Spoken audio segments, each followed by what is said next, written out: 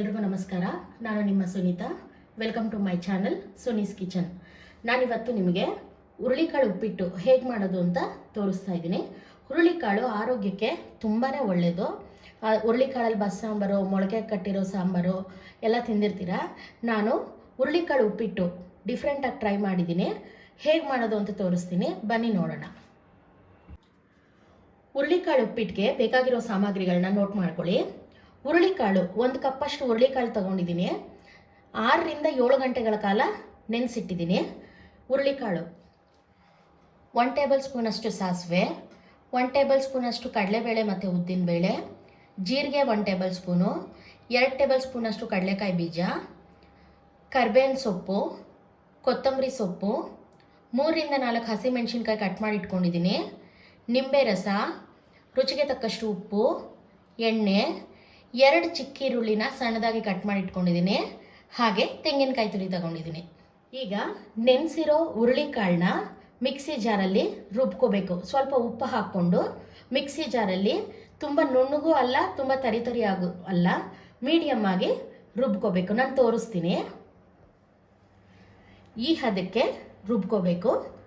ಇದನ್ನು ಈಗ ಇಡ್ಲಿ ಬನಲ್ಲಿ ಹಾಕಿ ಹಬೆನಲ್ಲಿ 10 ನಿಮಿಷ ಬೇಯಿಸಬೇಕು. ಈ ರೀತಿ ಇಡ್ಲಿ ಪಾತ್ರೆಗೆ ಹಾಕಿ ಒಂದು 10 ನಿಮಿಷಗಳ ಕಾಲ ಬೇಯಿಸೋಣ. ಹುರುಳಿಕಾಳನ್ನ ರುಬ್ಕೊಂಡು ಅದನ್ನು 10 ನಿಮಿಷಗಳ ಕಾಲ ಹಬೆಯಲ್ಲಿ ಬೇಯಿಸಿ ಈ ರೀತಿ ಪುಡಿ ಮಾಡ್ಕೊಂಡಿದ್ದೀನಿ. ಈಗ ಒಗ್ಗರಣೆ ಹಾಕ್ತೀನಿ. ಈಗ ಸ್ಟವ್ ಆನ್ ಮಾಡಿ ಪ್ಯಾನ್ ಇಟ್ಟಿದ್ದೀನಿ. 3 ಟೇಬಲ್ ಸ್ಪೂನ್ ಆಗೋಷ್ಟು ಎಣ್ಣೆ. ಈಗ ಎಣ್ಣೆ ಬಿಸಿ ಆಗಿದೆ. 1 ಟೇಬಲ್ ಸ್ಪೂನಷ್ಟು ಸಾಸಿವೆ ಹಾಕೋತಾ ಇದ್ದೀನಿ.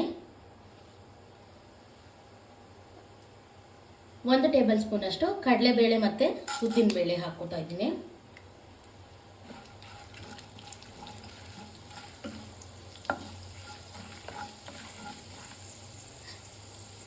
ಎರಡು ಟೇಬಲ್ ಸ್ಪೂನ್ ಆಗೋಷ್ಟು ಕಡಲೆಕಾಯಿ ಬೀಜ ಹಾಕ್ಕೊಂಡಿದ್ದೀನಿ. ಈಗ ಇದು ಚೆನ್ನಾಗಿ ಗೋಲ್ಡನ್ ಕಲರ್ ಬರೋವರೆಗೂ ಫ್ರೈ ಮಾಡ್ಕೊಳ್ಳೋಣ. ಈಗ ಇದು ಫ್ರೈ ಆಗಿದೆ. ಜೀರಿಗೆ ಅರ್ಧ ಸ್ಪೂನಷ್ಟು ಜೀರಿಗೆ ತಗೊಂಡಿದ್ದೀನಿ. ಹಸಿಮೆಣಸಿನ್ಕಾಯಿ 3 ರಿಂದ 4 ಹಸಿಮೆಣಸಿನ್ಕಾಯಿನ ಕಟ್ ಮಾಡ್ಕೊಂಡಿದ್ದೀನಿ.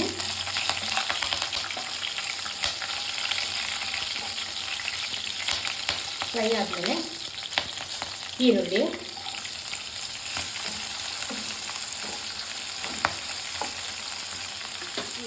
ಕರ್ಬೇವಿನ ಸೊಪ್ಪು ಹಾಕೋತಾ ಇದ್ದೀನಿ.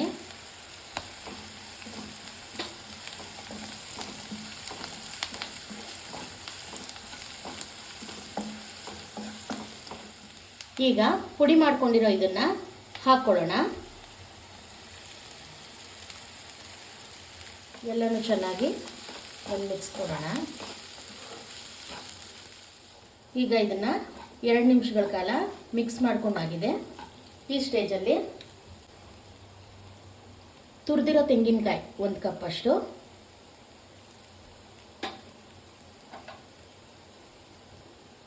ನಿಂಬೆ ಹಣ್ಣಿನ ರಸ, ಇದಕ್ಕೆ ನಿಂಬೆ ಹಣ್ಣಿನ ರಸ ಜಾಸ್ತಿ ಇದ್ದರೆ ಚೆನ್ನಾಗಿರುತ್ತೆ, ಕೊತ್ತಂಬರಿ ಸೊಪ್ಪು, ಉಪ್ಪು ರುಬ್ಬೋದಕ್ಕೆ ಹಾಕ್ಕೊಂಡಿದ್ದೀನಿ. ಅದರಿಂದ ನಿಮಗೆ ಬೇಕಾದರೆ ಹಾಕ್ಕೊಳ್ಳಿ, ಇಲ್ಲಾಂದರೆ ಇಲ್ಲ. ಇದನ್ನು ಚೆನ್ನಾಗಿ ಮಿಕ್ಸ್ ಮಾಡ್ಕೊಳ್ಳೋಣ. ಈಗ ಎಲ್ಲ ಇಂಗ್ರೀಡಿಯೆಂಟ್ಸ್ ಹಾಕಾಗಿದೆ. ಮಿಕ್ಸ್ ಮಾಡಿಕೊಂಡು ಇದನ್ನು 2 ನಿಮಿಷಗಳ ಕಾಲ ಸಣ್ಣ ಊರಿನಲ್ಲಿ ಮುಚ್ಚಿಟ್ಬಿಟ್ಟು ಬೇಯಿಸೋಣ.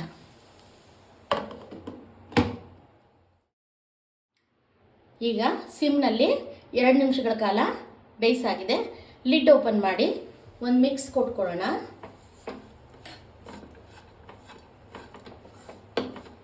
ಹುರುಳಿಕಾಳು ಉಪ್ಪಿಟ್ಟು ತುಂಬಾ ಚೆನ್ನಾಗಿ ಬಂದಿದೆ. ಎಲ್ಲರೂ ಟ್ರೈ ಮಾಡಿ. ಹುರುಳಿಕಾಳು ಉಪ್ಪಿಟ್ಟು ರೆಡಿಯಾಗಿದೆ. ಹುರುಳಿಕಾಳು ಉಪ್ಪಿಟ್ಟು ರೆಡಿಯಾಗಿದೆ. ತುಂಬಾ ಚೆನ್ನಾಗಿ ಬಂದಿದೆ. ನೀವು ಟ್ರೈ ಮಾಡಿ ಹೇಗಿದೆ ಅಂತ ಕಮೆಂಟ್ ಮಾಡಿ. ಹಾಗೆ ನಿಮಗೆ ಈ ವಿಡಿಯೋ ಇಷ್ಟ ಆಗಿದ್ದರೆ ಲೈಕ್ ಮಾಡಿ, ಶೇರ್ ಮಾಡಿ, ಮತ್ತು ನನ್ನ ಚಾನಲ್ಗೆ ಸುನೀಸ್ ಕಿಚನ್ ಚಾನಲ್ನ ಸಬ್ಸ್ಕ್ರೈಬ್ ಮಾಡ್ಕೊಳ್ಳಿ. ಧನ್ಯವಾದಗಳು.